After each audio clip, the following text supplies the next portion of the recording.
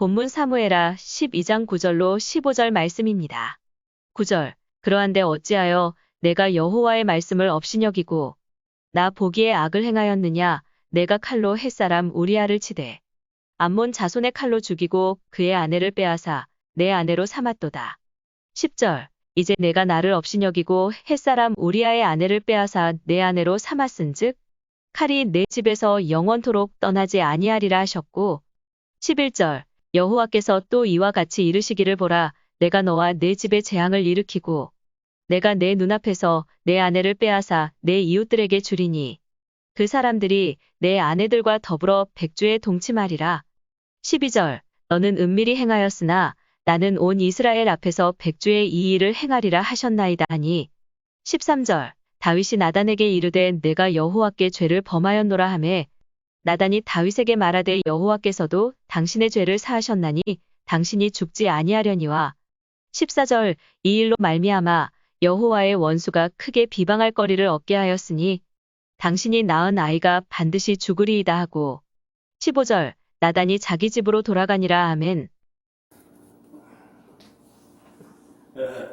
오늘 본문 말씀은 다윗이 신하인 우리아의 다윗에게 우리아라는 신하가 있었어요. 그 우리아의 아내를 다윗 왕이 범해버렸어요. 요즘으로 말하면 성폭행을 했다는 그런 말씀.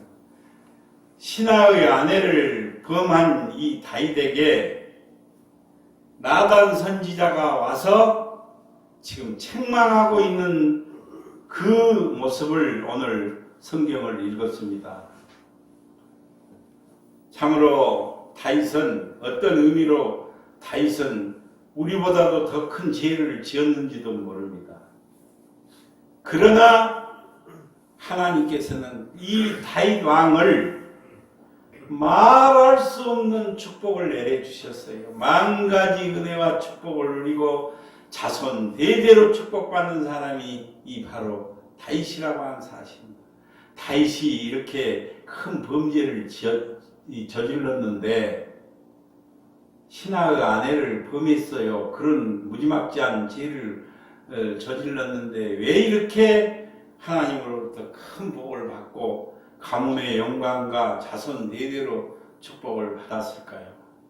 다윗은 참으로 하나님 앞에 철저하게 회개를 한 사람이라고 하는 사실.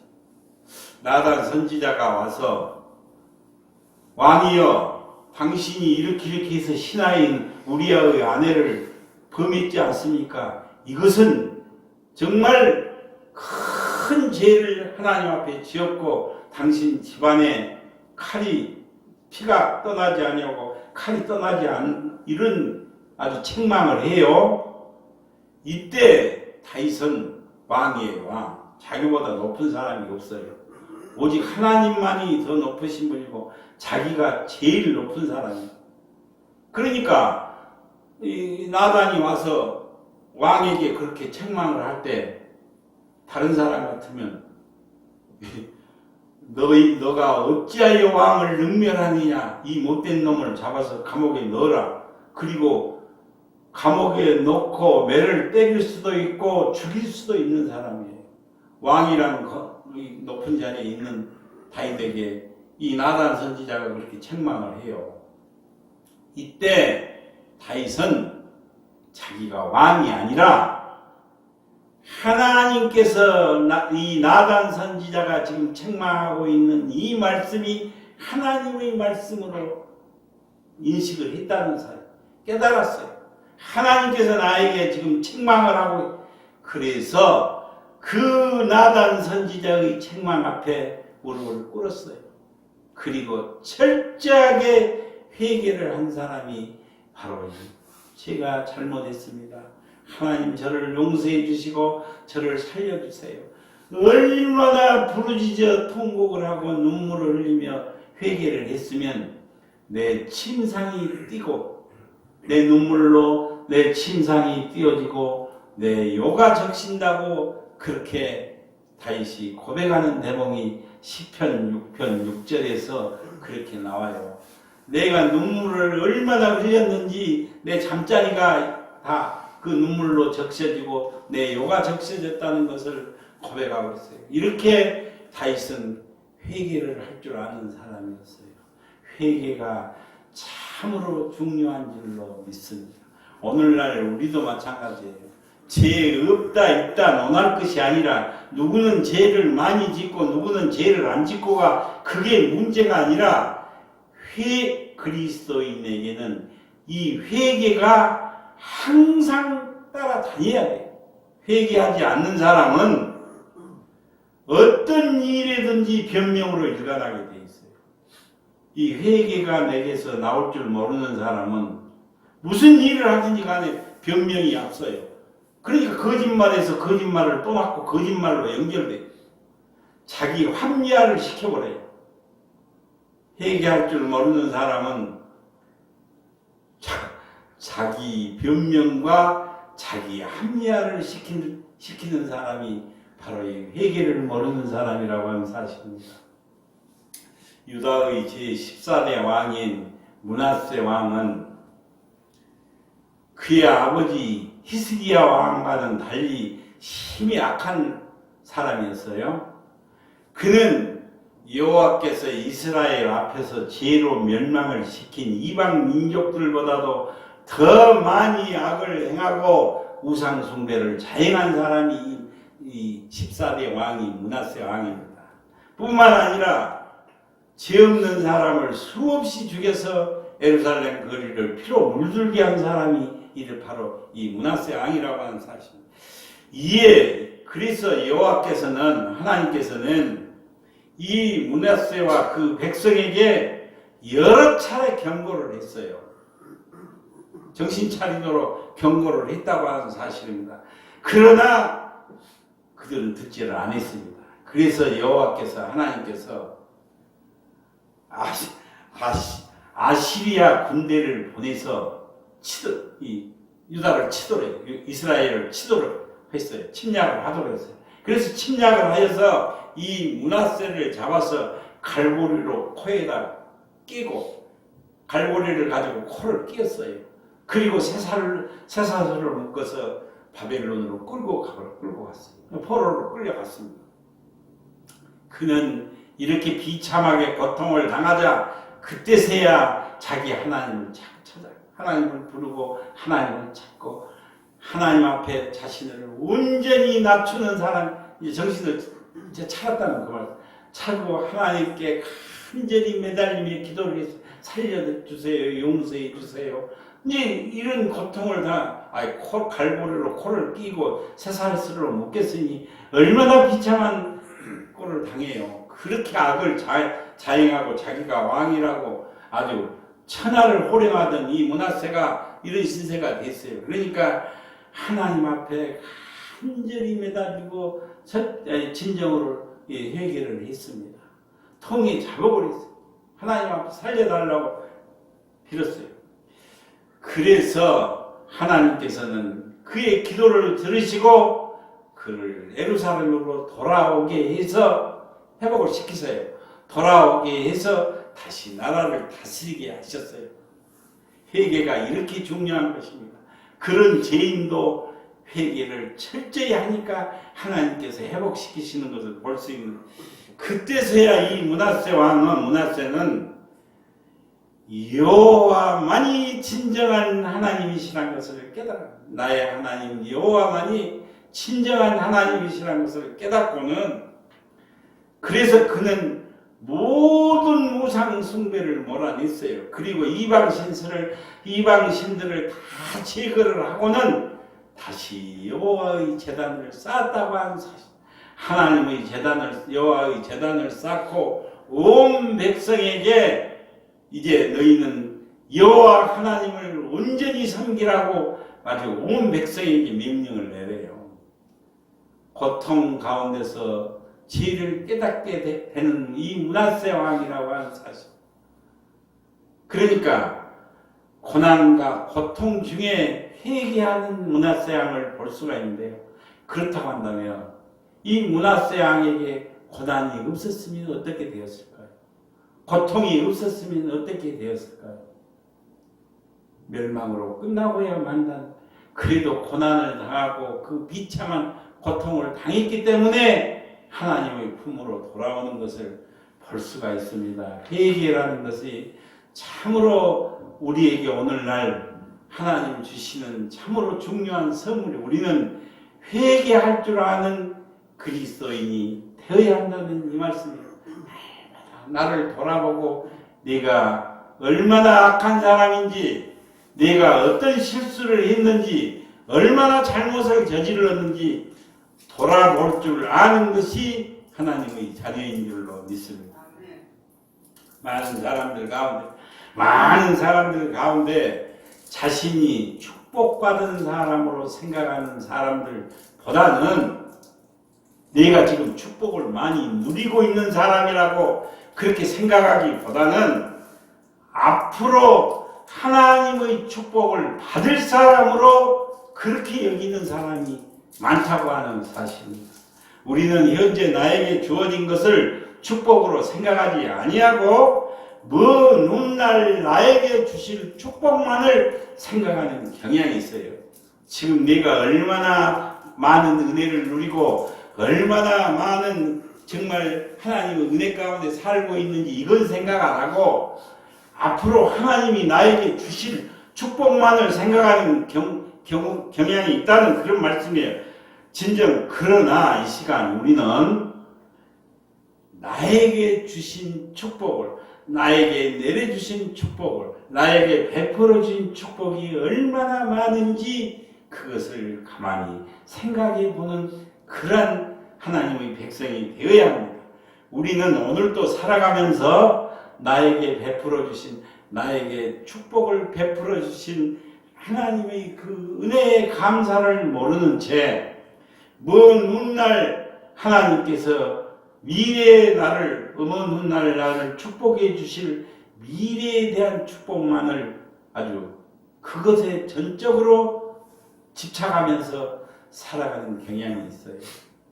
지금 내가 얼마나 많은 은혜를 누리고 나 같은 죄인을 불러주시고 나 같은 죄인을 하나님의 자녀로 삼아주시고 나같이 이 못된 사람을 하나님의 백성으로 삼아주시고 구원해주신 그 은혜는 생각하지 아니하고 하나님이 앞으로 나에게 어떤 축복을 주실 것인가 이것만을 생각하는 경향이 있다는 이런 말씀이에요. 그렇기 때문에 우리는 하나님께서 미래에 어떤 축복을 나에게 주실까 온통 이것에만 관심을 가지게 된다는 사실입니다. 앞으로 나에게 주실 축복만을 생각하기 때문에 우리는 오늘도 나에게 주신 축복 이것을 누리고 즐거워하고 기뻐하고 만족할 줄 모르는, 나누어 줄 줄 모르는 그런 삶을 살게 된다는 그런 말씀이에요. 축복을 단지 미래에 주시는 사건으로만 생각을 하기 때문에 미래에 주어지는 하나님의 사건으로만 생각하기 때문에 오늘 내가 받은 이 은혜, 내가 받은 이 축복을 감사하게 생각할 줄 몰라요. 감사를 모르고 살아간다는 그런 말씀입니다. 하나님께서는 이미 우리에게 말할 수 없이 많은 복, 셀 수 없이 많은 복을 우리에게 주셨다는 이 사실을 우리는 반드시 깨달아요. 그렇기 때문에 우리는 이 복을 누리며 살아야 하고 기쁨 가운데 살아야 된다는 것을 성경은 말씀하고 있습니다. 그래서 항상 기뻐하고 범사에 감사하라고 그렇게 말씀을 하세요.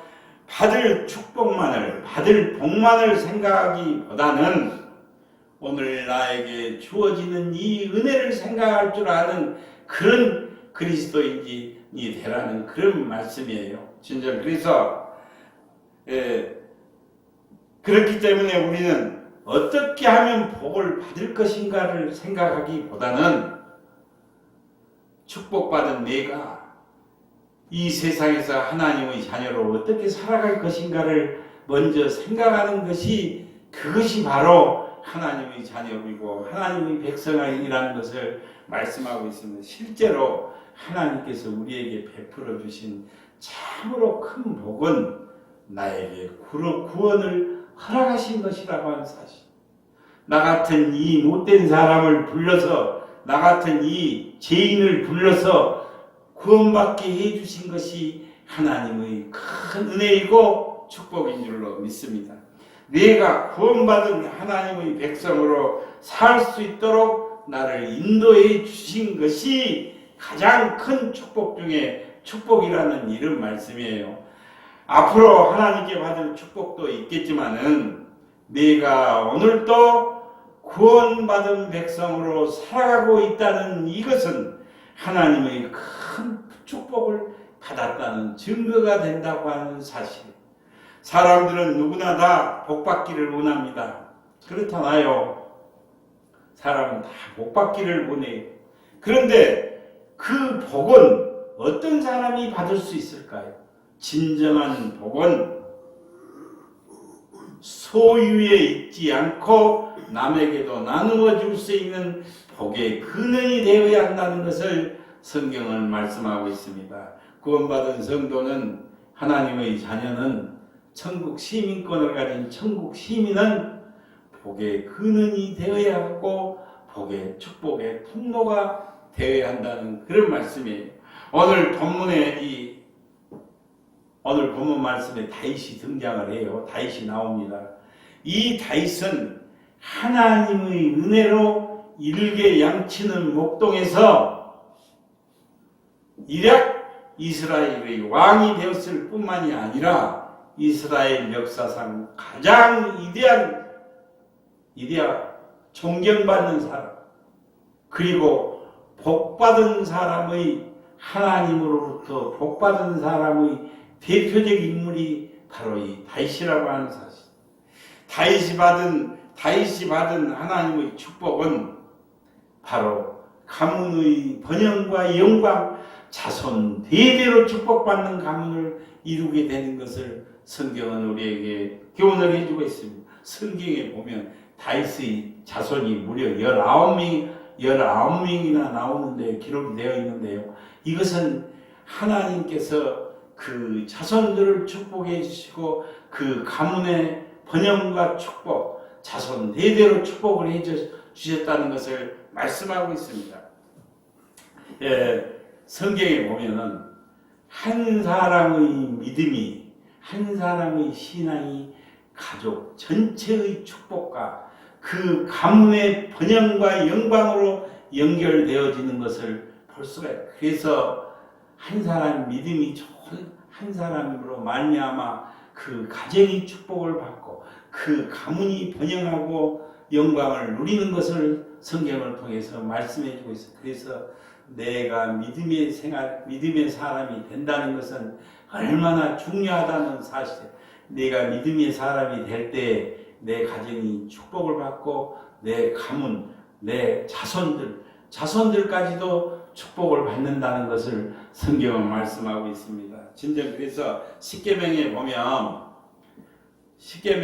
이런 말씀이 있어요. 내 계명을 지키는 자에게는 천대까지 은혜를 베풀어 주신다고 그렇게 하나님께서 말씀하셨어요. 뿐만 아니라 다윗이 받은 복은 건강의 복도 받았어요. 인생을 살아가면서 참으로 이 건강은 참으로 중요한 복이잖아요. 이 건강의 복도 하나님께서 주셔야 한다는 것을 말씀하셨어요. 하나님께서 지켜주셔야 해요. 다윗은 물질의 복도 받았어요. 차고 넘치는 물질의 복도 받았어요. 그러니까 다윗이라는 사람은 축복의 대명사가 되어 있어요. 만 가지 은혜와 축복을 누리고 자손 대대로 축복받는 사람이 이 다윗이라고 하는 사람. 그렇다고 하면 이 다윗이 축복을 받을 수 있는 그릇, 축복을 담을 수 있는 그릇이 된 이 다윗이 무엇 때문에 이렇게 축복을 담을 수 있는 그릇이 되었을까요? 하나님께서 아무리 많은 복을 이렇게 쌓아 놓았다고 할지라도 그 복을 내가 담아야 될 거 아니에요. 그 그릇이 없으면 담지 못하잖아요. 또 담을 수 있는 그릇이 안 되면 담지 못하잖아요. 하나님의 자녀는 천국 백성은 담을 수 있는 그릇이 돼야 돼요. 받을 수 있는 그릇. 다윗은 하나님의 복을 받을 수 있는 그릇이 되었다고. 그렇다면 그 그릇이 된 것은 무엇 때문에 그렇게 담을 수 있는 그릇이 되었을까요?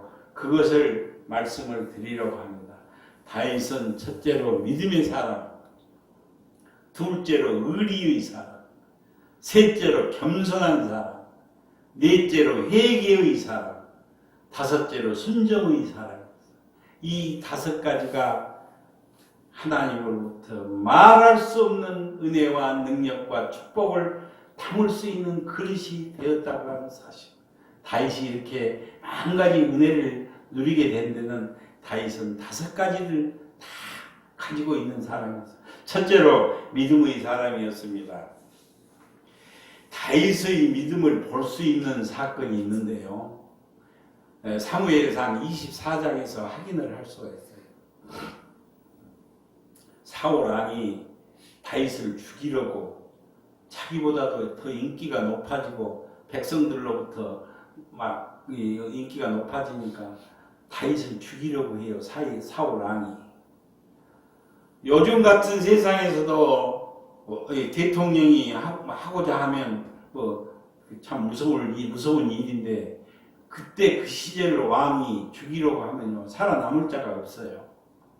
사울 왕이 다윗을 죽이려고 추격을 합니다. 다윗은 무수한 세월을 도망자의 신세가 되었어요. 죽지 않기 위해서 말할 수 없이 고생을 합니다. 추격에 오는 사울 왕을 피해서 굴 속으로 들어갔어요. 그 굴 앞을 지나가던 사울 왕은 용변을 보고자 거기서 자기 혼자 그 굴 속으로 들어옵니다. 다윗이 그 굴 속에 숨어 있는 줄을 모르고 들어와요.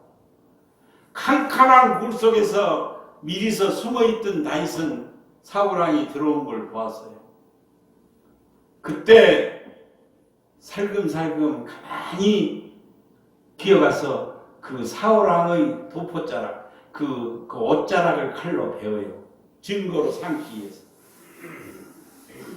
이때 다윗이 사울 왕을 죽이려고 마음만 먹었으면 얼마든지 죽일 수 있어요. 원수 갚을 시간이 왔어요. 그러나 다윗은 결코 사울 왕을 죽이지 않았습니다. 사무엘상 24장 18절에 보면 오늘 여호와께서 굴에서 왕을 내 손에 넘기신 것을 왕이 아셨을 것이나이다. 어떤 사람이 나를 권하여 왕을 죽이라 하였으나 내가 왕을 아껴 말하기를 나는 결코 내 손을 들어 내 주를 해치지 아니하리니 그는 여호와의 기름 부음을 받은 자이기 때문이라고 하였나이다. 이렇게 다윗은 고백을 해요. 하나님께서 세우신 자를 자신은 결코 죽이지 않겠다는 그런 믿음이 있었어요. 하나님께서 기름 부은 자를 대적하는 것은 곧 여호와 하나님을 대적한다는 것을 알고 있는 사람, 그런 믿음을 가지고 있는 참으로 다윗의 믿음을 볼 수가 있어요. 이런 믿음의 사람에게 하나님께서는 반드시 은혜와 능력과 축복을 내려 주실 줄로 믿습니다. 그래서 다윗은 말할 수 없는 축복을 받은 사람이 됐다고 하는 사실이에요. 두 번째는 의리의 사람. 첫째 믿음의 사람이었고, 둘째는 의리의 사람이었어요. 다윗은 참으로 의리가 있는 사람, 의리가 강한 사람이었어요. 친구 요나단이 죽자 그의 아들인 이제 사울 왕 가문이 멸망을 했어요. 결코 악한 자의 가문은 멸망한다는 것이 사울 왕의 가문이 멸망을 당하고 그 요나단의 아들 무비모셋 홀로 남았어요. 그러나 그 요나단 친구 요나단의 의리를 생각해서 다윗 왕은 그 무비보셋을 자기 친자식처럼 아끼고 사랑해주고 그리고 평생을 편하게 살 수 있도록 그 전 재산을 찾아서 다 돌려주었어요. 요나단이 누굽니까? 친구 요나단이 누굽니까? 사울 왕의 아들이에요. 아버지 사울이 다윗을 죽이려고 할 때마다 할 때 이 요나단이 다윗을 도와줬어요. 피할 수 있는 길을 열어주었어요. 그러니까 생명의 은인이라고 볼 수 있죠. 그래서 자 이제 다 세상이 평정이 되었어요. 다윗이 왕이 올랐습니다. 그렇다고 한다면 왕이 된 다윗은 물론 요나단이라는 친구, 그러니까 사울 왕의 아들 요나단이 자기를 도와준 것만은 사실. 그러나 사람은 잊어버릴 수 있어요. 왜? 원수의 가문이기 때문에. 네 아버지가 나를 죽이려 하고 네 가문이 나를 십수년을 못 살게 했지 않냐? 얼마든지 변명하고 잊어버릴 수가 있어. 원수 가문이니까. 그러나 왕이 된 그는 결단코 요나단의 의리를 그 요나단이 자기에게 친구가 베풀어준 그 은혜를 잊지 않고 갚아주는 것을 정말 볼 수가 있습니다. 성경을 통해서 볼 수가 있습니다. 그래서 그 아들 하나 남은 무비보셋에게 참으로 친자식같이 다 모든 것을 해주는 것을 볼 수가 있습니다. 또한 시므이라는 사람이 다윗을 배신을 했어요. 은주는 왕일 때는 좋아하다가 이제 그 압살롬 그 다윗 왕의 아들 압살롬이 반역을 일으켜서 아들에게 쫓겨가는 신세가 되었어요. 쫓겨갈 때 저주하고 괴롭히고 돌로 치기까지 한 이 시므이를 나중에 회복이 돼가지고 그 넓은 마음으로 용서해주고 살려주는 대목도 성경에서 볼수 다윗은 참으로 마음이 넓은 사람이었고 믿음의 큰 그릇이고 의리의 큰 그릇이었다고 합니다. 이런 사람에게 하나님께서는 한없는 은혜와 능력을 베풀어 주시는 것을 볼 수가 있어요. 셋째로 겸손한 사람이었어요. 다윗은 오늘 본문에 나오는 다윗은 나단 선지자의 책망을 어떻게 보면 정말로 참을 수 없는 모욕이잖아요. 내 잘못을 들추어내는 것을 감사하게 생각하고 무릎 꿇는 사람이 그 사람이 회개의 사람이 축복의 사람인데 보통 우리 인간들은 사람들은 내 잘못을 들추어내면 성질이 나요. 참을 수 없어요. 이 못된 놈이 왕 앞에서 이거 왕을 능멸한 것으로 가만 죽이지 그거 살려두겠어요? 당신이 말이여 신하의 아내를 범하고 성폭행했지 않냐? 당신 가문에 피가 떠나지 않냐고 당신 아내가 백주에 그런 꼴을 당하게 될 것이라고 그런 악담을 하고 그런 책망을 한데 어떻게 누가 참겠어요? 그러나 다윗은 겸손하게 그것을 하나님께서 내게 주시는 말씀으로 하나님이 지금 나를 책망하고 있는 말씀으로 하나님의 사자를 하나님의 사람이 말하는 것을 하나님께서 나에게 하시는 말씀으로 받아들였다고 하는 사실, 이것이 회개예요. 회개가 다른 것이 아니라 겸손이 앞서는 것이 회개라고 하는 사실. 겸손하지 않는 사람은 변명이 나오게 성질이 나게 돼 있어요. 네가 누군데 나는데 내 잘못을 두쳐 네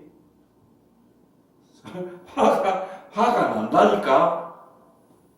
그래서 하나님 그 나단 선지자의 책망을 듣고 겸손하게 경청을 하는 이 다윗의 모습. 그래서 축복을 죄를 안 지어서 축복 받은 것이 아니라 죄를 많이 지었어요. 사람도 많이 죽였어요. 물론 전쟁에서 죽였지만 신하의 아내도 범한 아주 못된 짓을 한 사람. 그러나 그가 축복의 대명사가 된 것은 철저하게 회개를 했다. 하나님 앞에. 참으로 변명한 것이 아니라 철저하게 하나님 제가 잘못했습니다. 용서해 주세요. 정말 내가 죽을 죄를 자기 죄를 겸손하게 인정할 줄 아는 사람이었다는 사실.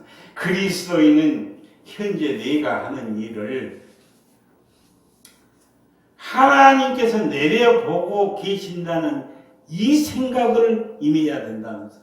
하나님의 자녀는 구원받은 성도는 내가 하는 일을 하나님께서 지금 불꽃 같은 눈동자로 보고 계신다는 이 임재의식이 있어야 된다는 이 말씀. 이것이 없으면 사람이 있는 데서는 나 교회에 다니는 사람이고 사람이 있는 데서는 나 예수 믿는 사람이고 난 사람이 있는 데서는 내가 믿으는 사람이고 사람이 없는 데서는 못된 지 골라서 해버려요. 그러잖아요. 하나님이 나를 아무도 없는 곳에서도 불꽃 같은 눈동자로 지금 나를 보고 하나님은 무소부재하신 분이에요. 무소부재가 뭐예요? 교회에도 계시고 세상에도 계시고 설거지할 때도 계시고 길을 걸어갈 때도 계시고 차를 타고 갈 때도 계시고 누구하고 만나서 얘기할 때도 언제 어느 때 어느 곳에서도 계시는 분이 바로 무소부재하신 분이 하나님이시랍니다. 아무도 없는 데서도 나를 지금 불꽃 같은 눈동자로 보고 계신다는 이 임재신학을 가져야 된다는 이런 말씀입니다. 이런 자세로 살 때, 이런 자세로 나갈 때 모든 일을 죽게 하듯 하라고 하시는 성경 말씀을 온전히 실천하는 길이라고 하는 사실. 하나님 앞에서 일한다는 생각을 하고 살면 절대적으로 겸손해질 수밖에 없어요. 하나님이 지금 안 보고 계시고 하나님은 저 구말리 장천에 계신다고 생각하기 때문에 교만이 나온 것이지 하나님이 지금 나를 불꽃 같은 눈동자로 보고 계신다고 이걸 생각하고 있는 사람이라면 겸손해질 수밖에 없어요. 누가 고개 쳐들겠어요? 누가 못된 짓 하겠어요? 그러므로 이런 자세로 이런 임재의식으로 임하다 보면은 직장에서도 사회에서도 최고로 성실한 사람으로 인정을 받게 되고 또 가장 믿을 만한 사람이라는 것을 인정받게 된다는 것을 성경은 우리에게 교훈해 주고 있습니다. 베드로전서 5장 6절에 보니까요. 하나님의 능하신 손 아래 겸손하라. 때가 되면 높이시리라고 그렇게 말씀하세요. 하나님의 능하신 손 아래 겸손하라. 때가 되면 너를 높여주시겠다고 그렇게 말씀하세요. 겸손하게 살 때, 겸손하게 일할 때 서서히 높임을 받게 된다는 것이 성경의 원리이고 현실에서 언제나 확인할 수 있는 변함없는 진리라고 하는 사실. 겸손한 자는 높임을 받게 된다는 이게 진리, 변함없는 진리라는 사실입니다. 이제 넷째로 회개의 사람입니다. 다윗은 회개의 할 줄 아는 서두에 말씀드린 대로 그는 잘못을 지적하는 나단 선지자의 그 책망 앞에 철저히 회개를 했어요. 침상이 젖도록 회개를 했어요. 요가 젖고 베개가 젖을 정도로 통에 자복을 하고 눈물을 흘리면서 회개를 한 사람이 그가 바로 이 다윗이라고 하는 사람. 시편 6편 6절에 보니까요. 내가 탄식함으로 피곤하여 밤마다 눈물로 내 침상을 띄우며 내 요를 적시나이다라고 요가 젖어버렸어요. 얼마나 울고 대성통곡을 하고 하나님 앞에 매달렸는지 내 침상이 띄어지고 요가 젖었다고 그렇게 고백을 하고 있습니다. 진정으로 회개는 방향을 바꾸는 것입니다. 뉘우치는 것은 잠깐 뉘우친 것은 회개가 아니에요. 철저한 회개는 방향을 바꾸어 나가는 것이라고 하는 사실입니다. 삶의 방향이 바뀌고 삶의 자세가 바뀌고 가치관이 바뀌고 인생 철학이 바뀌는 것이 회개라고 하는 다윗은 하나님을 두려워할 줄 아는 사람이었어요. 오늘날 우리 그리스도인들도 마찬가지예요. 하나님은 사랑의 하나님이시라고만 생각할 것이 아니라 하나님은 두렵고 떨리는 마음으로 하나님을 바라볼 줄 알아야 돼요. 그래야 겸손해지고 그래야 죄를 이길 수 있기 때문에 그렇습니다. 이제 끝으로 다윗은 순종하는 사람이에요. 다윗은 하나님의 말씀에 절대적으로 순종한 사람이에요.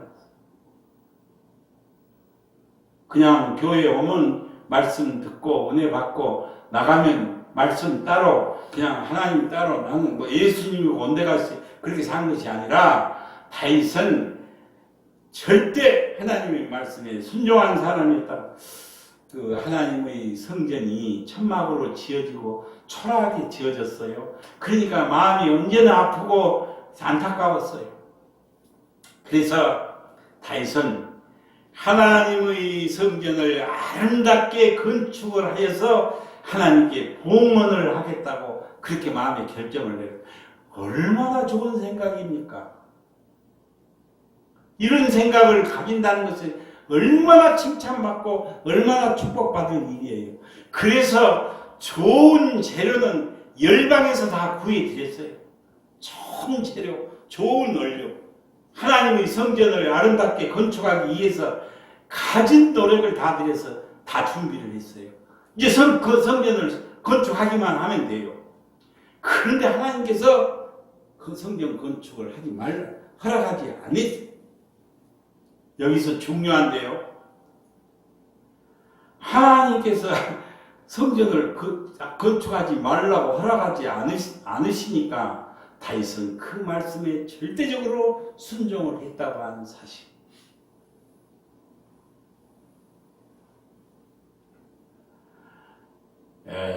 순종이 아니라 불순종인 사람은 여기서 바로 이것이 나가게 돼 있어요. 하나님, 제가요 뭐 악을 행하는 것도 아니고 죄 지은 것도 아니고 하나님 앞에 아름다운 성전을 건축해서 하나님 앞에 봉헌하려고 하는데 왜 못하게 하십니까?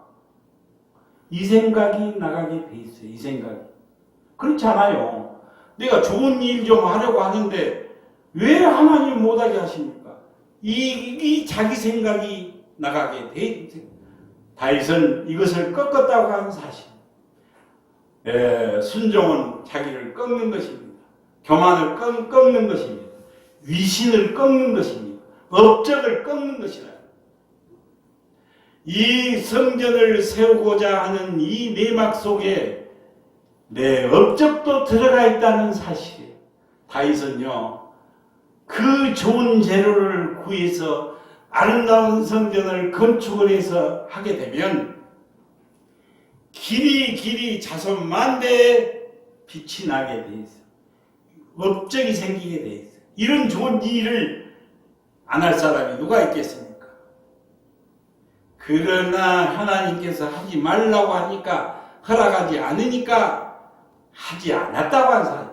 그 참으로 거기서 수동했다고. 그래서 그 아들 솔로몬 때에 가서 그 바로 아들인 솔로몬 왕이 아버지가 다 준비해 놓은 그 자재를 가지고 하나님께 아름다운 성전을 건축해서 봉헌하는 것을 성경을 통해 볼 수 있습니다. 순종은 이런 것입니다. 악한 일만 하지 말라 해서 안 한 것이 그게 순종이 아니라 좋은 일을 하려고 하는데도 하나님께서 반대를 하나님께서 허락지 않으면 안 하는 것이 그것이 순종이라고 하는 다시 말 순종은 자기를 꺾는 것입니다. 교만을 꺾는 것입니다. 위신을 꺾는 것입니다. 업적을 꺾는 것이 순종이라고 하는 사실입니다. 순종은 순종은 바로 복 받는 것이 제일 우선순위라고 하는 사실. 아브라함의 순종이 곧 믿음의 조상이 되었고 복의 근원이 되었고 축복의 통로가 되었다는 것을 성경은 바로 말씀해 주고 있습니다. 진정 지금도 주님은 우리가 회개하기를 원하고 계시며 하나님의 말씀에 순종하기를 지금도 원하고 계시다. 다윗 왕에게 나단 선지자를 보내주셨던 그 하나님이 오늘 또 우리를 사랑하셔서 예수 그리스도를 선물로 보내주셨다고 한 이 사실에 우리는 여기서 하나님의 말씀에 순종하는 이 다윗의 삶과 같이 하나님의 말씀에 순종하는 다윗과 같이 우리가 다윗과 같은 그 삶을 살 때 다윗이 받은 축복을 받게 된다는 것을 꼭 기억해야 된다고 하는 사실입니다. 다시 말씀드릴게요. 다윗이 축복의 대명사이고 다윗이 자손 대대로 축복받는 대표적 인물이 바로 다윗입니다. 그러면 다윗이 이렇게 축복을 받은 것을 내가 그 축복을 받아 누리려면 그러면 어떻게 해야 돼요? 다윗과 같은 삶을 살아야 될 줄로 믿습니다. 내가 다윗과 같은 삶을 살아야 다윗이 그 받았던 그 누렸던 축복을 받게 된다는 사실을 성경은 분명히 우리 교훈해 주고 있습니다. 말씀을 마치려고 합니다. 다윗이 축복을 담을 수 있는 그릇, 축복을 받을 만한 그릇이 된 것은 첫째 믿음의 사람입니다. 둘째 의리의 사람입니다. 셋째 겸손의 사람입니다. 넷째 회개의 사람, 다섯째 순종의 사람이었다고 하는 사실. 이것을 꼭 기억하셔서 진정으로 이 땅에서도 하나님 주시는 만 가지 은혜 속에 살아가시기를 주님의 이름으로 축원을 드립니다. 기도드리겠습니다.